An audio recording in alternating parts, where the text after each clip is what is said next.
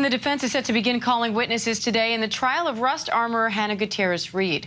The prosecution rested its case yesterday after the prop supplier testified he never delivered live rounds to Gutierrez. Seth Kenney said he was in constant contact with Gutierrez and had only supplied one box of dummy rounds to her before the on-set fatal shooting of cinematographer Halyna Hutchins. ABC News legal contributor Brian Buckmeyer joins me now for more on this.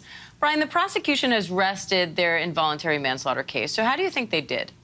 Good morning, Diane. I think they did a great job so far in explaining the chaos that was surrounding the scene and also the neglectful acts and step that Hannah Gutierrez-Reed partake in this case. They also kind of closed off this potential finger pointing of Seth Kenney to say that he is not the one who supplied the live round. But I think the defense may have an argument to say that he's an interested witness in the sense that he's not only testifying to incriminate Gutierrez-Reed, but also save himself from any liability to say, I didn't supply any live rounds.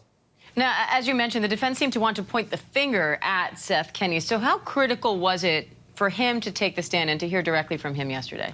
It was extremely critical in the sense of providing something for the jury to say, this is how I checked the ammunition. At one point, he telling us a story that some liquid had fallen on the dummy rounds, and so he shook each and every one of them to make sure they were safe. That seemed to be very credible. But again, I think there's an argument here to be saying that if he did testify in any other way, he could potentially be charged criminally and even liably. And so the question is he testifying truthfully, or is he testifying in a way to cover his own end, so to speak?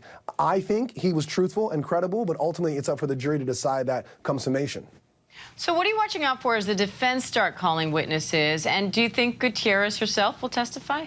So kind of two things to answer that. One, I'm looking for a bit of a battle of the experts. I'm expecting the defense to put on witnesses to say that what Gutierrez-Reed did was not below industry standards, that she wasn't negligent, she wasn't reckless. She might have been sloppy and messy in some ways, and we would ask her to be better, but it wasn't reckless or negligent based on what their experts are going to put forward. The other thing is, are they going to bring up the cocaine? And I know it probably seems like a small issue here, but both the tampering with evidence and the involuntary manslaughter both carry 18 months. In my mind, Gutierrez-Reed doesn't testify.